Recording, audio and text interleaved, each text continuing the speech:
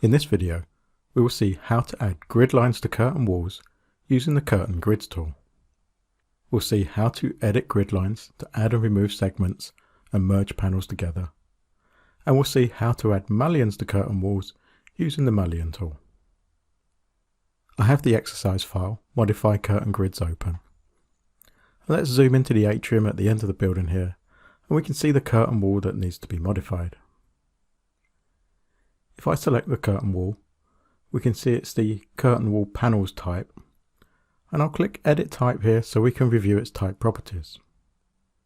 And looking at the type parameters, I can see the vertical grid is set to a maximum spacing of 6 feet, and the horizontal grid is set to a fixed number that we can edit on each instance of the curtain wall. It also has mullions assigned into the type properties here, which will be applied along each grid line on the curtain wall itself. So I'll click OK to exit out here without making any changes. We can see in the model that we have the vertical grid lines with the mullions spaced across the curtain wall at a maximum 6 feet apart. And looking at the instance properties, you can see we have a horizontal grid number of 2, and therefore we have 2 grid lines with mullions applied and 3 panels. So let's change this to 3, and now we can see we have an extra row of panels with the mullions on those grid lines. In order to customize the layout of the panels on a specific curtain wall, we can add in extra grid lines separate to those created via the type properties. In order to do this, we'll go to the Architecture ribbon tab, and from the Build panel, we'll click the Curtain Grid tool. Reviewing the options on the Place Curtain Grid ribbon, we have it set to place the grid line across all segments. Now, as I move my cursor over the curtain wall, as it intersects an existing horizontal grid line, it prompts to place a vertical grid line at that location. And similarly, if I move to a vertical grid line, then it will prompt to place a horizontal grid line at that intersection across the entire width of the curtain wall. So I'll place a horizontal grid line just beneath the first one here that we have. And now it's placed, I'll edit the temporary dimension to adjust its position to be 12 feet from the bottom of the curtain wall. So I'll repeat this by placing another one just beneath the grid line above, and again we'll adjust the temporary dimension so it's 12 feet above the grid line below. I'll click Modify to finish placing the curtain grids, and now this is done, we can see that we have the mullions applied across those grid lines as specified in the type properties. So now we'll look at how we can modify the curtain grids to give us a custom pattern. So I'll zoom in a little bit as we need to pick the actual grid line. And as I move my cursor over the edge of the mullion and the panel, we can see from the tooltip and also from the status bar below that if I click, we'll select the actual curtain wall itself. So we'll use the Tab key on the keyboard to cycle through the objects until the curtain grid line is highlighted. And then we can click to select that. Now we have the temporary dimensions back, so we could edit those if we wanted to move the grid line. And looking up on the Modify Curtain Grids ribbon, we have the Add Remove Segments tool, so let's click that. And now as we go over the grid line, if we click on one of the segments, we'll see that that segment disappears and its associated mullion is deleted and the panel is merged into one big panel. So we can repeat this along the grid line, clicking on the segments that we want to get rid of, and that way the mullions will disappear and the panels will be merged together. If we need to reinstate one of those, simply clicking on the segment will add it back in and also split the panels and add the mullion too. So now I'll click Modify to finish editing the grid line. And if we hover over the grid line, we can see that it's still a continuous grid line, but with every other segment being used to create the pattern that we see. So we can repeat this with the grid line above, so let's select this. We may need to tab through again to highlight it. We can see we have the pin symbol, so this lets us know that it's come via the type properties. But looking at the Modify Curtain Wall Grid ribbon there, we still have the Add Remove Segments, so we'll click this and we can click on the segments to remove and give us the offset pattern that we're looking for. We'll repeat this once more with the grid line above, so let's select that and then click on the Add Remove Segments tool again.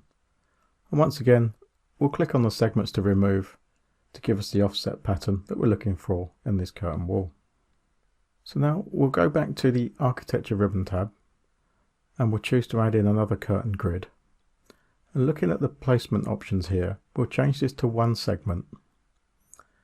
And then panning up a little here, we can see as we go over the grid line, it's only highlighting one segment either side of that grid line, and when we click, just the one segment will be divided. We can also do this to a horizontal grid line as well, so we can create some quite ornate patterns. But now choosing modify to finish that and selecting the grid line, we can see it's divided across the entire curtain wall, and we could use the add remove segments to come and add in the segments at the same height on different panels along that grid line.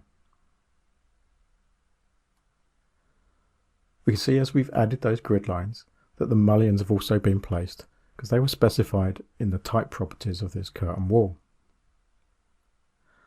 I'll zoom out, and looking around to the other side of the tower, we can see we have a curtain wall here that doesn't have any mullions placed. So I'll select this curtain wall, and we can see it's the exterior glazing type. So I'll choose edit type from the properties palette here, and reviewing its type properties, we can see that no mullions have been specified within the properties. So we'll choose cancel to close this without making any changes.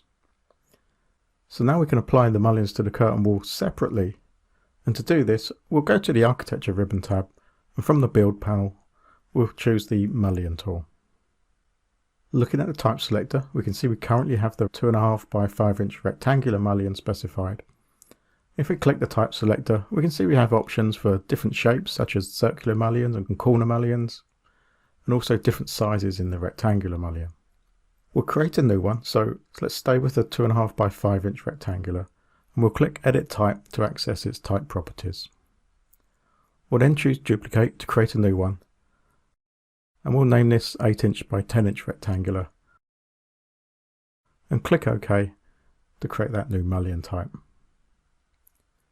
Now looking at the type parameters, we'll change the thickness to be 10 inches, and then a little further down we'll change the width on side 1 and side 2 to 4 inches each to give us a total width of 8 inches. So now we'll click OK to save this new mullion type. And looking at the placement options on the ribbon here, we can see we have grid line segment and all grid lines available. So we'll leave this on the grid line. And looking at the curtain wall, we'll come and click at the base of the curtain wall, and then we can see we have those mullions applied on that lower edge of the curtain wall all the way across. So we'll click the horizontal grid lines going up the curtain wall, and each time we click we can see the mullions being placed along those grid lines. I'll also click the two vertical edges as well to place the larger mullions. And now we'll go back to the type selector and we'll choose the 2.5 by 5 inch rectangular mullion. And now on the placement options we'll change it to be all grid lines. So now as I put my cursor on one of the grid lines, we can see that it highlights all of the grid lines that don't currently have mullions on them, and I'll just click and it will place this 2.5 by 5 inch mullion along all of the remaining grid lines. So I choose modify to finish placing the mullions. Zooming in, we can see that the vertical mullions here, the smaller mullions, are continuing through the larger horizontal mullions, and that's not really giving us the joint that we would like. So we can control this. I'll zoom in a little closer and we can do this on a mullion by mullion basis. So let's click this mullion, and we can see we have two symbols here to toggle either end of the mullion join. And if I click on this one, we can see it now swaps to be continuous with the vertical mullion stopping. Now we could go through and change this on every individual mullion, but it would be quite time consuming, and we can control it in the type properties of the curtain wall. So I'll select the curtain wall itself, and now from the top of the properties palette we'll choose edit type. And looking in the type parameters here, we can see we have a parameter for joint condition, and it's currently set to not defined. So we'll click this, and from the list we'll choose the bottom option of border and horizontal grid continuous. And then we'll click OK, and straight away we can see now that all of the horizontal mullions have got the continuous join on them, with the smaller vertical mullions stopping either side of this. And that finishes placing the mullions onto this particular curtain wall.